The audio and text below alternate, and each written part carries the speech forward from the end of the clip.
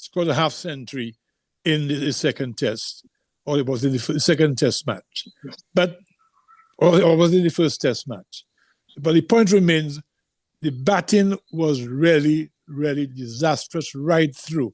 On the other hand, the bowling now was, I would say, very, very great. The bowling trio, to me, was definitely up to test standard, almost to the glory days of West Indies fast bowling. I mean, may not have the great names of before, like people like Roberts and Holding and Marshall and so on. But these guys, Seals, the other two, Shaman Joseph, and the other Joseph guy from Antigua, Alzari Joseph. These guys performed very well. In fact, they surprised me. It looked as though they were almost competing with Australia. Many times they had Australia batting, really struggling. And to me, many times Australia many times were 3 wickets down without a big score on the board. So therefore, the bowling definitely was right up there. And they certainly were disappointed by the pathetic batting of the West Indies team. Yeah, brother Delvin, when I watch the West Indies team, especially the batsmen, I think that is where we had this lack, especially the last test against Australia. Do you think, brother, is it a technical thing? Is it a competence thing? Is it a mindset thing? Is it a learning to grind it out? What in your mind is lacking in West Indies batsmen? I think personally the fight. The batsmen need to stay there and fight it out and so on. When you play against good fast bowling and hostile fast bowlers, you need to stay there and grind it out. You need to stay there and bat long. You need to stay there and your concentration level have to be a little above notch and so on. Because you cannot expect to come in and just get runs freely, because guys not going to give you runs freely at test level, because white ball cricket and red ball cricket is a different situation. Because what you find in white ball cricket is that when they play in white ball cricket, you hardly find 2 or 3 slips and so, or 4 short and so. But at red ball cricket, man, all around your bat. So anytime you play a loose shot, you out. And they try those guys and so. But what I realized and so on, or domestic cricket standard is very, very poor, or batting in terms of guys that can bat and really show that we in our days of West Indies cricket, we always have a great batsman. And in that era of cricket now, after Lara, we haven't got a great batsman, we haven't got a superstar. There's no superstar in West Indies cricket that you can just say, you know something, Loftus in your garden today, and you hear Brian Lara going to bat. You leave your garden to go and watch him go and bat, because you expect him. If he out early, he out early. But if he stay there said long, he'll score 150, 160, 170. So you leave your garden for the entire day watching Lara bat. But we ain't got no superstar in West Indies won't come for batting now. And the level of our guys playing cricket and so on, the technique in terms of batting, we haven't got the classical type of batsman that can stay and grind it out. And making it worse and so on, the West Indies board had a breakout league. And this is a breakout league for young cricketers and so on. But I call it a deforce league, because the thing is that you're trying to let guys play 2020 cricket. In the breakout league, they're letting guys play 2020 cricket instead of playing 2 days cricket and so on, or 4 days cricket. You're letting them play 2020 cricket. So what guys doing now, they're learning to play the shorter version of the game before they play the longer version. So they're struggling. So you're talking about the other countries and so on around the world. Some of the guys in the other countries and so on, the top 4 batsmen, can play all formats of the cricket. But West Indies players now can only play one format, and they can hardly even play the format good like before 2020 cricket. And we're struggling at that level too at 2020 cricket. We're struggling at 50 overs, and worse than too bad and so on. We does all of it in test cricket. So that means to say now we have to go back to we can't go back to the drawing board, because we have been done since in the 90s. So the point is that we have to stock out and so on to look at guys and think young guys like we have Joel Andrew and so on. We're picking those guys to play 2020 cricket when we should be looking to let those guys play 4-day format and look to bat long and occupy the crease. We're having guys come and swing their bat, and you're having guys come and play scoop shot at under 19 and under 23. West Indies, the board have no direction, and West Indies cricket actually now has no direction. And before, what you used to find, we talk about selectors and so, but no, you even have guys coming and say they have a selecting panel and so on. They have to interview captains for West Indies, and it reached a situation where they had 5 guys they interview. I think they interview Warwick, Chase, I think that guy from Trinidad and so Da on. Silva. De Silva and so on. And then they interview those guys, and De Silva was the vice captain. And then when it comes down there, there are two 4-day matches against a South African A team. And De Silva was interviewed for the big captain of the West Indies team, and he was not included in none of those A matches. So you could definitely see the destruction. I don't call that the West Indies team again. I personally call that the Sammy team. So whatever Sammy does and so on, so be it. It's just to say in the Caribbean and some people just go for anything and so on. There's a lot of say the Sammy team, Delvin. Yeah, that's the Sammy team. That's not the West Indies team. That's the Sammy team.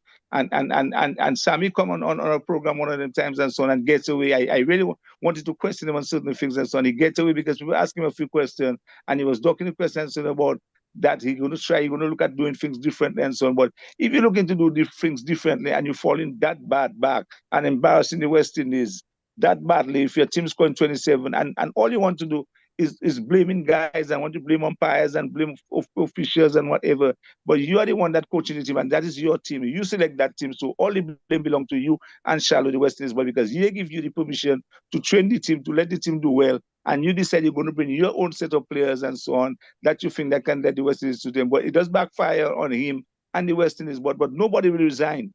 That is the problem, and I think personally, I think the governments of the Caribbean definitely have to stand up and intervene, because if they don't intervene now, I think West Indies cricket will go down the drain fully and it will be destroyed.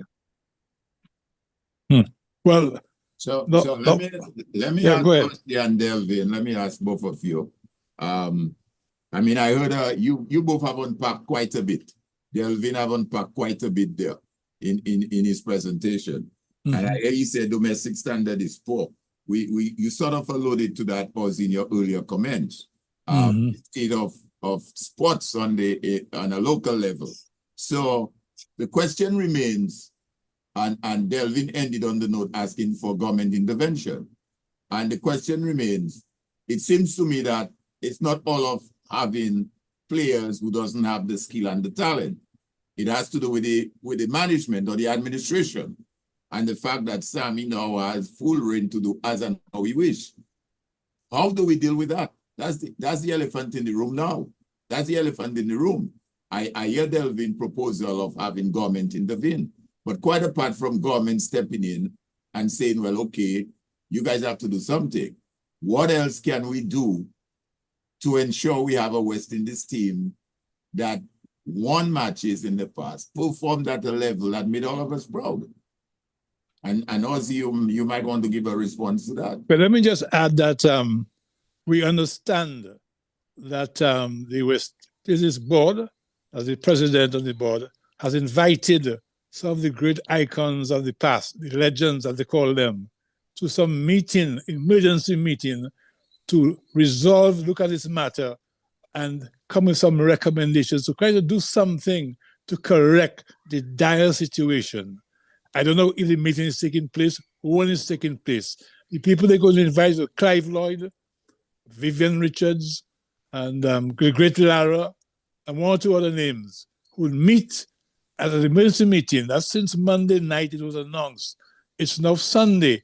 I have heard nothing about that meeting and what is the strategy that meeting is going to really look at to try to resolve and see if they can save the apple cart of West Indies cricket, because something has to be done. It can't be business as usual. Sammy came saying he's going to play a brand of cricket. The great England team have a method of playing they call baseball these days.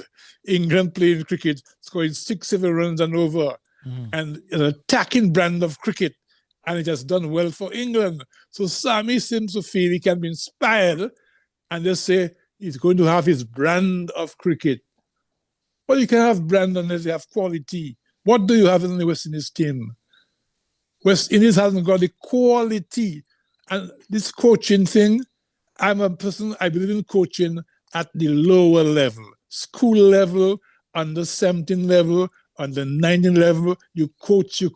But when you're a big grown man playing and you want to coach, and as you're coaching, you're still scoring, not just still fielding. And you have coaches there all the time. Fielding coach, batting coach, bowling coach, head coach. you have a whole number of coaches.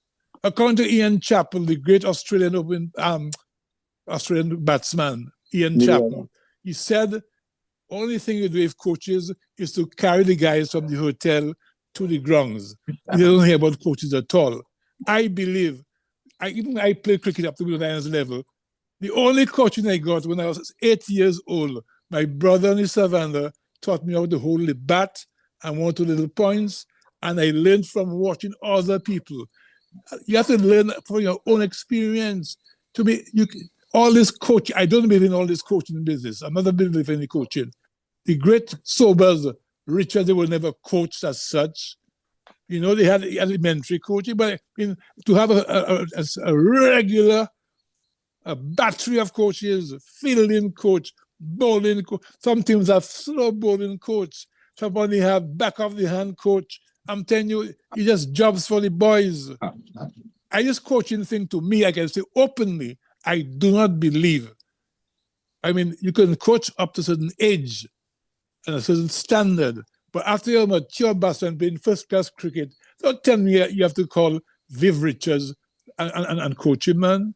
Sammy said, Ozzy and Delvin, that words to the effect, I'm not coaching him, but do you guys think I should come to hold their bat and help them bat? He's talking about the players. Well, to me, exactly. That's ridiculous, man. A batsman is 21 years old, playing 3-4 years of first-class cricket. You don't still tell him how to hold his bat.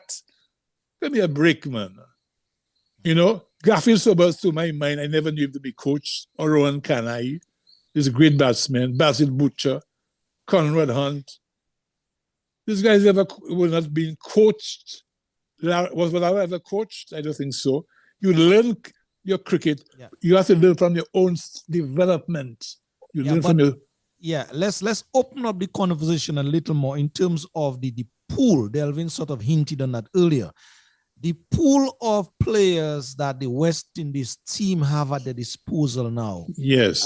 They're coming from countries, Dominica, St. Lucia, Antigua, and so forth, that, you know, really and truly doesn't prepare them for that kind of exposure out there. So at the end of the day, it's true, we may want to blame the selectors or the coaches or whoever it is, but these guys' hands are sort of tied in terms of where they get their pool of players from. You mean the quality of players? The pool and the quality of players. Well, that's my point too, you know.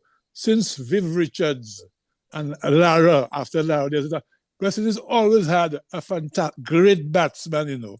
West Indies probably some of the greatest batsmen in the pantheon of cricket. When you think of the Fleet Dobbiners, Sobers, Kanai, Butcher, people like Lara, Viv Richards. I mean, great names.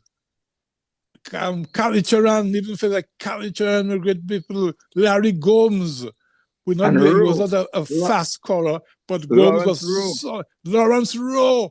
You are some of the greatest fellas who ever played cricket, played for West Indies. Today, let me one batsman you would call even a very good batsman at test level on the West Indies. Well, you see, Ozzy, it goes back to what you said earlier.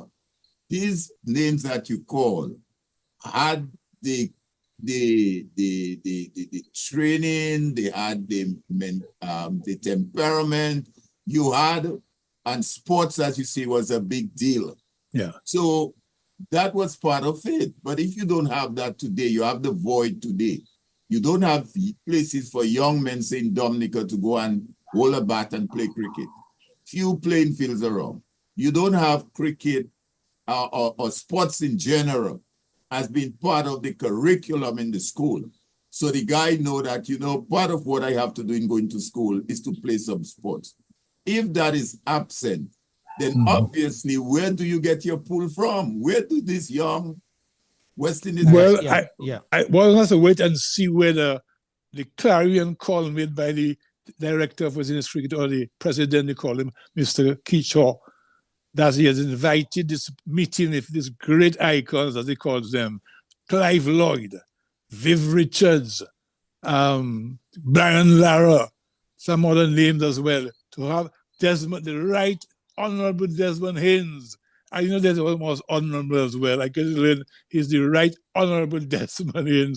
All these guys go to meet at an emergency meeting to investigate the whole matter and come with solutions to save West Indies cricket. Have they met Dalvin yet? No, well, I haven't met us yet. I don't think they met us yet, and so on. I don't even know if they'll come through because, as you know, you think they can save West Indies cricket?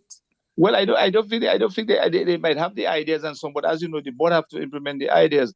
But what you have to realize also is that in the Caribbean and so before, guys used to just take a bath, take a ball and go and play cricket, and guys that natural talent and those type of things, and there was no money involved and so on. And exactly, but you making my point, yes. And the guys were committed and so on, and before, and there was no money, and guys used to play for the love of the game and playing for hats and so on. But now there's so much incentive and so on. A lot of young guys playing, and there's so much incentive. But what the West Indies board is doing presently now, and what I'm seeing that they're doing, they are focusing on a lot of T10 cricket and T20 cricket. And that is disastrous in the Caribbean. And it also go for Dominica, where the guys are focusing a lot on T10 cricket and T20 which is all around the Caribbean. Yes. And if you go in that way all around the Caribbean, your cricket can never improve with guys playing T10 cricket. There's no way guys can improve and so on. And if they do change that mentality to get guys and so on to play the longer format of the game, to learn the game properly and so on. So by that time and so on, if you play the shorter version of the game, and it will be difficult for you to learn the longer version. But if you play the longer version of the game, it is easier for you to play the shorter version of the game because you have all the ideas of so on to bat long, to fight, and to build the innings, and not come in and just swing your bat and score quick 20, 30. So the guys will learn to play very good cricket. The other countries are doing it and so on. They play in a lot of cricket internationally, 50 overs test cricket. But the domestic cricket in the Caribbean and so on now these days is the focus is on T10 and T20. Yeah, T10 and T20, a number of T10 and T20. And that does defeat the purpose. No two-day cricket. A matter of fact, we used to play two-day cricket in Dominica, but they shortened it for you to play 40 overs and 50 overs cricket. Imagine. And that has been going around the Caribbean, and that has destroyed West Indies cricket. And to me, what you'll find and so on, you'll find it for a young, talented cricketer coming there, a batsman that maybe can do well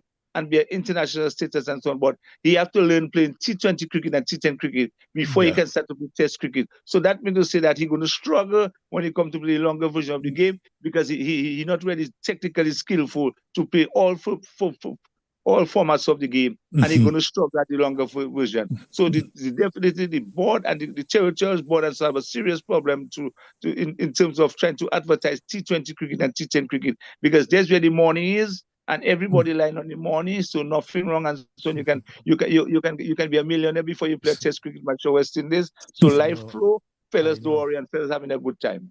But see, for instance, why the fans struggling? See, for instance, a fellow called Puram, who's 29 years old. He retired from international cricket to focus more on his money cricket, franchise cricket.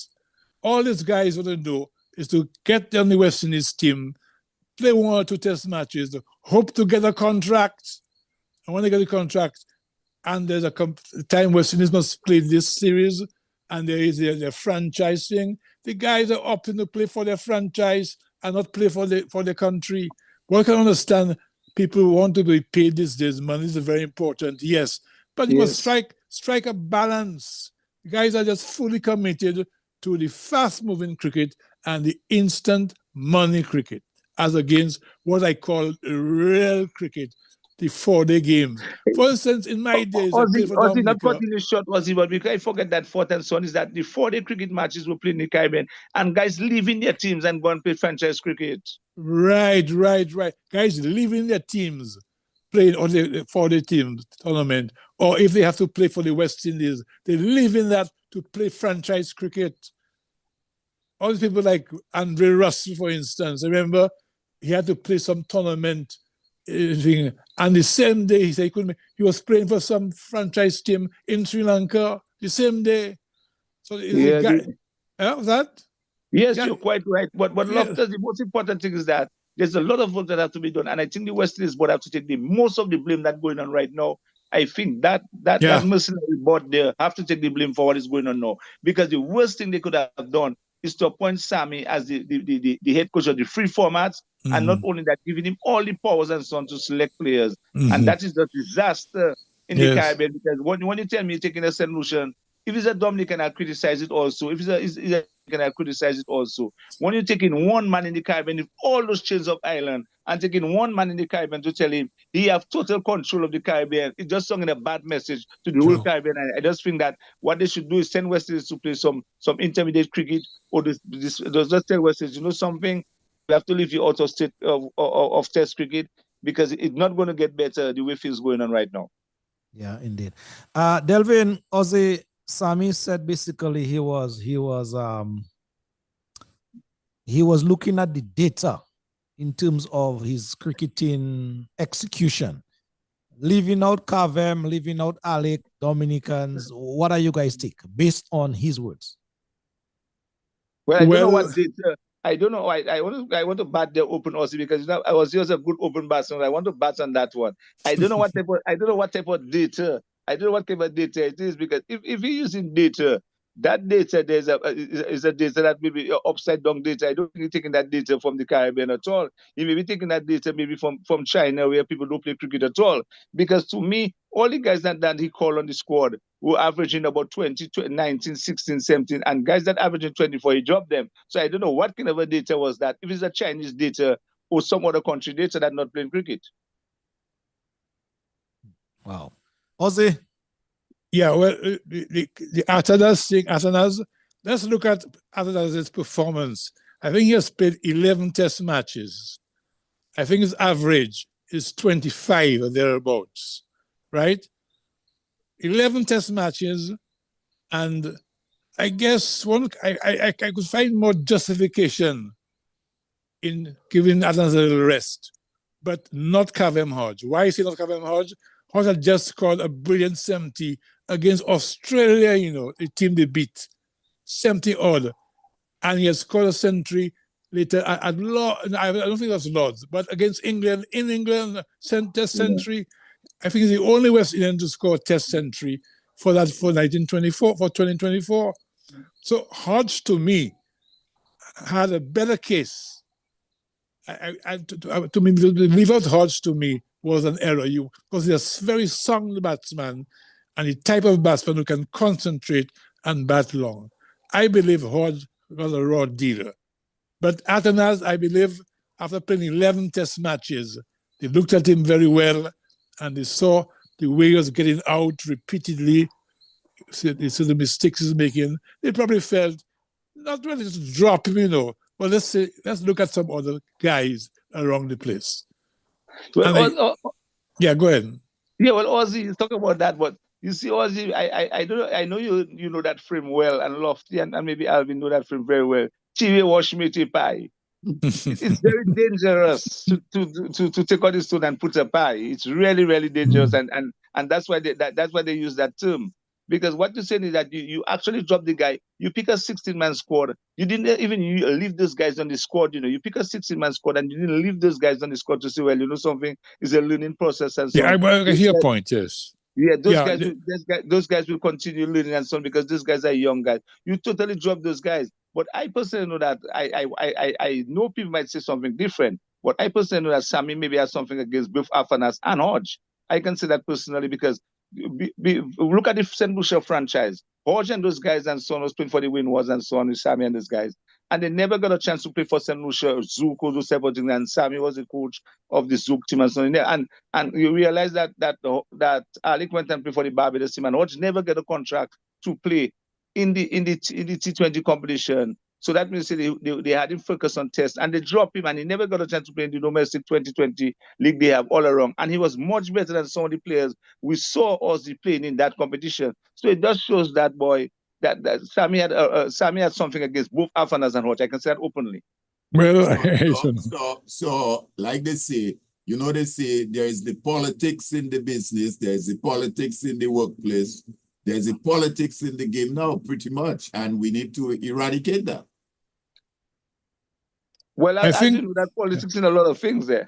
The whole West Indies board, to me, is full of politics. I don't think the board is a competent board at all, from what I've heard. As some of the guys there never played cricket to know what it's all about, you know.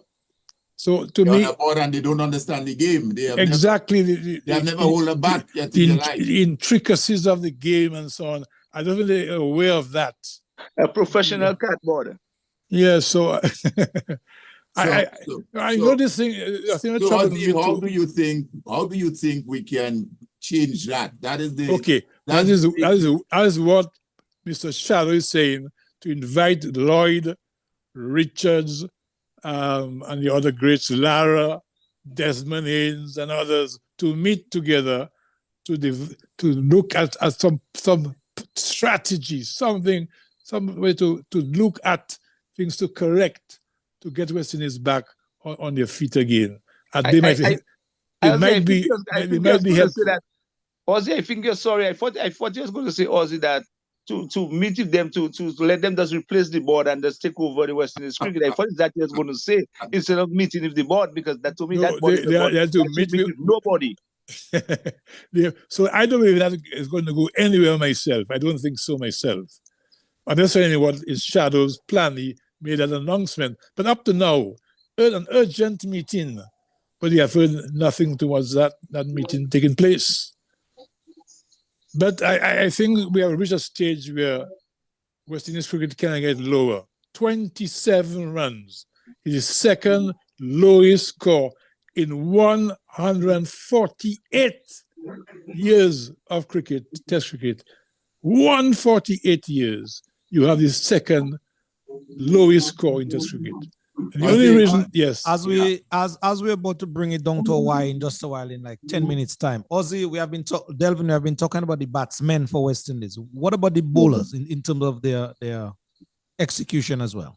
Yeah, well, we've seen a great improvement in some of the young fast bowlers and so on, Sharma, Jason Steers and so on, and Azari and so on. We need those guys and so on to continue their form and so on when they continue playing in the Caribbean. As you know, that Loftus, that when the West Indies team play in the Caribbean, they're very competitive. You realize that we bowl out Australia for a lot of low scores. Every time bowl Australia, all the time, 20 but the wickets. batsmen not scoring runs. So the point is that we got demoralized in the Caribbean and so on in terms of that 27 runs. But we want to make sure that the bowlers continue doing well, and especially when they go overseas and so on the other grounds and so on, to continue their good format. We know it's going to be difficult for the batsmen and so on, but the bowlers have to continue doing their job like they did in the Caribbean. But when we go out on this overseas tour, it's going to be very, very tough. And so we just want the bowlers to continue holding the end. The bowlers, we have a good catch of some young bowlers and so on that I feel that they continue doing well. But the batting, the guys' name we just call, we have been calling those guys there for quite a number of time. Chase, Hope, and those type of guys there. We have been calling their name for quite a number of years now. And we don't get any satisfaction from these guys and so on. All we get is hope. And that hope must be coming to an end.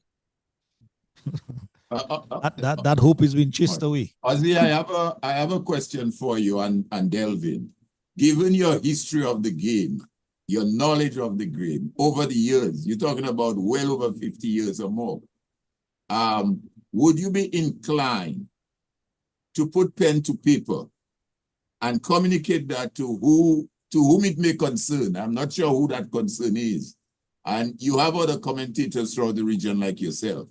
But given where we are now, to put pen to paper and say to whoever it is, hey, this is my observation and these are my 5 or 6 points that I think that needs to be done to survive and in the interest of cricket. Would you, I think with your knowledge, with your expertise, I think that is something that you should do. Now, granted, it may fall on deaf ears. I don't know. Or it may fall on a listener. But I'm saying, would you be inclined to do that? Well, for starters, we hear, as I said, the president of the West Indies board is going to invite the so-called icons of the past. I'm not an icon of the past. Invite the great Clive Lloyd, the great Viv Richards, the great Brian Lara, Desmond Haynes, all this, and Chris Gale. Well, you have something to offer. You could send it to the chairman of the board. Yeah. No, but even though you're a great cricketer, and you cannot make the other man great, you know. You can bring a horse to the water. I know exactly how to get to the water, but you can't make the horse drink. You can't make the horse drink. That's why I talk about the coaching. I think people have been There's too much of coaching to all that's money. Just people getting big salaries for nothing. Coaching and the teams are doing worse. Right. You're coaching the teams and it's scoring 7. Last match, 7 guys scored nuts, you know. Yeah. Not a 0 it is, you know. Not 1. 7 guys out of 11. 0. After all, you're going to coach them again? I told your question is a good question. Coach is to pick up the guys from the hotel and bring them to the bloody cricket ground. That's the only thing I do for a coach. Yeah. A motor coach. I personally believe that it doesn't matter how many pens that you can put to paper and your points drawn to the West Indies board. I believe that board is a group of mercenaries that have no direction for West Indies cricket, and they will not listen to anyone and so on. They'll continue to do as they're accustomed of doing, and it will reach in a position where West Indies cricket, and not only that, the government might have to just step in. Remember, I mentioned that the government might just have to step in that format and so on to address the whole concern. They have to meet with the government because the governments have a major say because of the grounds and whatever and so on, and can get involved in West Indies cricket. It's very good that they can stay away from it and so on, but it reaches a situation where to save the Caribbean fans and the people that are getting hurt, it's very much hurting. The players playing enjoying themselves, the coaches, they don't already getting all the kind of feedback and every type of comment and so on. They don't care sometimes. But when the people are hurt, spending their time and so on and being hurt year after year like that, something have to be done. So maybe sooner or later, maybe the government will have to just write them, not maybe the commentators because they might not listen, but maybe the government will have to step in and so on and have a serious discussion with the board of the West Indies cricket board.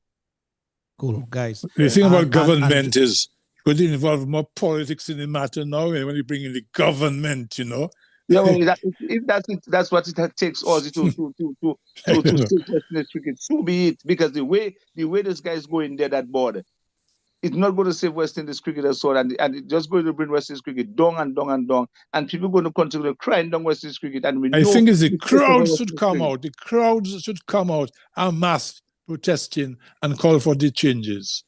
I don't think the government taking over is the solution. No, not taking over, but coming on board and so on, coming there and so on to have a serious talk and so on and find out exactly the problems and so on. And the people are the government, you know, the people. But then the board is put there by people. Yes. The board don't get there by itself. So exactly. The board there. And that is where we might understand. How does the board get there in the first place? Well, as you know, the campaign usually go on, Alvin. The campaign usually go on and so on between the territorial board, that fellas butter and fellas mouth and so on. Right. So for it to vote for man. And those kind of nasty tricks that going on in West Indies cricket is straightforward. I know about it.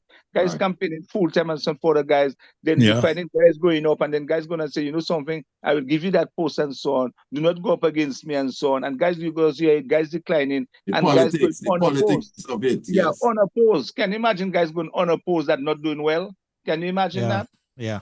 And guys, in the interest of everything and to all involved before or in preparation for the program tonight, I reached out to at least 3 or 4 people who are directly or indirectly involved with the board, the same board that we speak of. And all of them basically declined the offer to speak publicly, citing their position. They were prepared to speak privately, had some very, very, very critical comments as to what is going on, but they chose to stay out of the public for us to do. So I just wanted to put that there. That's the thing that happened in Lofty. That's the thing that happened in Lofty. I got, you see, when people part of administration and things and your administration doing bad, nobody will say a word. But if you're talking the truth and so on, nothing the truth. You're talking the truth and so on. If you see things going bad, you talk about it and say it's going bad. You can't be saying things going bad and say it's going good. It doesn't make sense. Right. All right, guys, it's 8 o'clock. I want to thank you guys for your time. I know we will have a couple more conversations to come, especially in the area of sports. But guys, your final thoughts as we must leave in just a bit. Well, all I say is that this conversation and debate and argument will go on for quite some time, and something serious must be done to shake up the whole West Indies structure from the board, the players, everything. And if the so-called iconic players, Lloyd, Richards, Lara, the Right Honorable Desmond Haynes, and all these guys can come together and work out, map out some strategy to save SOS, save West Indies cricket, because West Indies cricket is essential for great world cricket. Yeah. They were two-time world champions. They have made their mark. Some of the greatest players who have ever played the game come from the West Indies team. West Indies team must not be allowed to die. So something must be done, and done very soon. Very soon. And finally, Ozzy, before you go, what about the T20 starting tonight? Are you looking forward to that? Well, T20 to me is just an entertainment. I don't take that seriously. So you don't take that form of cricket? That was spoiling our cricket. T20. So you're just a money cricket. Ian Bishop, who said that many years ago, that T20 form. Now we have T10 and we even have T5. Right, exactly. Yeah. And we just have probably 1 over just now. I think we have 1 overs too, 1 over. 1 over. I watch the T20 because it's some excitement and so on, but I don't put much store by that to develop your cricket. Yeah. I don't mind the 50 overs to me. I don't mind it at all, because you have to bowl 10 overs a bowler, 50 overs. Some sides by playing test cricket can hardly bat half of the 50 overs. So 50 overs is a great game, normal game, but T10 and T20, to me, just fun. True. That's all right, Ozzy, my take. Thank you for your thoughts, brother. Always open and honest. Delvin. Yeah, well, thank you for giving me the opportunity and so on to express myself and so on the program Lofty. And Alvin, I just want to say thanks to both of you all. But I can tell you that the West Indies cricket, you can bring Clive Lloyd, you can bring all the ambassadors, you can bring everybody get together and so on. I don't see any upward movement in terms of West Indies cricket presently right now. It will take another decade and so on before West Indies cricket maybe can come back on the top builder, but it won't be now, because all the other teams around the world and so on have been improving in terms of their cricket, developing their cricket, getting some good cricketers coming out year after year, whereas the West Indies getting some mediocre cricketers coming, and then we're just going down the ladder. So it's a lot of hard work, and the board is the problem, and so on. The board have to look at things seriously, especially when it comes for women's cricket in the Caribbean. You just picking a set of girls from all over to complete cricket and so on, and you're not having academies, you're not having really, really big academies and so on to help young players to develop, and they have to definitely look to help young players to develop and so on. So all in all, I just wish West Indies cricket team all the best, but it will take roughly now and Alvin or the next 10 years now before we can see any sign of any type of big improvement in West Indies cricket. All right. Well, yeah, on behalf of Civic Vibes, it's left for me to thank both you, Delvin, and Ozzy for your intervention. I think you guys have played the game, followed the game, understand the game, and clearly can speak to the issue as it affects West Indies cricket. But I will say, though, that there has to be some intervention. At what level? And by whom? Can say, but there has to be some intervention, because let's understand that cricket is far beyond the game itself. Yes, it's a game that we all love, and it's been with us, as you say, from West Indies playing almost 100 years now.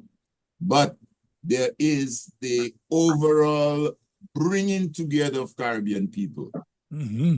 That political aspect, if you want to say, of bringing people together. And it also has an economic advantage to the region. So it is not just a sport all by itself, but it has that holistic and all-encompassing aspect of the game. So clearly there has to be some intervention. And that intervention can start at the local level with the fans of the game. By whom? The fans, that's right. The fans of the game. If the fans decide, you know what, we've had enough and we want some change, that pressure can be brought to bear. Mm-hmm. So that's why I said there need to be some intervention at various levels. So again, I want to thank you guys. Great conversation. I know it's a conversation that'll be ongoing and we'll be discussing for quite some time. I mean, we created history in the wrong way, Ozzy. Oh, yes, a very dubious history indeed. But But very thanks dubious. again, we appreciate. Yes. Thank you guys for having me as well. Loftus Duran and you, Alvin Thomas. Very nice interaction with you guys once again on Civic Vibes. I appreciate it very much. And thanks to Delvin Esther, my good partner, Jabon, for his intervention. Good night to you. Yes. Good night. Thanks a lot, guys. Good night. All right. Good night. Yes, Lofty. So I'm begging my people, please. Oh, we got to rally around the West Indies. Now and forever, yeah. Rally around the West Indies. All right, folks, that is the call. David Rudder, he sang it many, many years ago. And many West Indians are fans. They are still singing that same refrain. Rally around the team. As the sun shines, you know we gonna take it. But we got to what? It's a sport, as Alvin alluded to earlier, that have pulled us as a people together.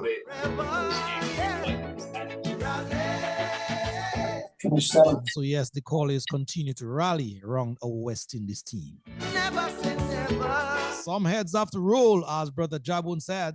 Lost to spoil our beauty, but in the end, in the interest of our cricket moving forward. This is just not cricket. This thing goes beyond the boundary. As the brother said, this thing is not just cricket, it goes beyond the boundary. We must take a side or be lost in the rubble. So folks, thank you very much for your eyes and ears for yet another Sunday. Today being the 20th, or tonight rather being the 20th night in Dominica of July 2025.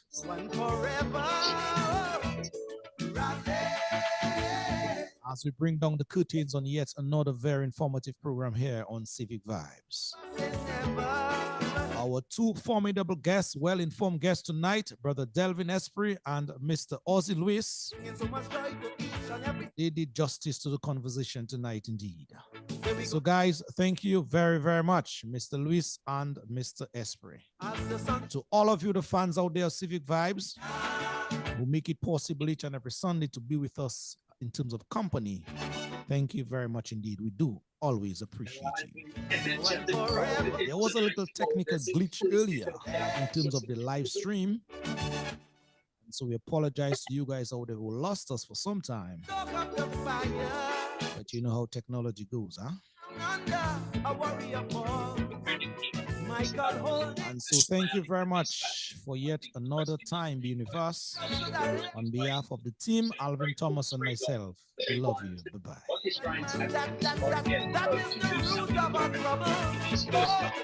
I'm gonna get set for for some of the T20. It's supposed to kick off tonight from the West Indies standpoint and Australia. We already know who brought us here and who created this confusion. So thank you, folks. Looking forward to a good week, all of you out there. We got to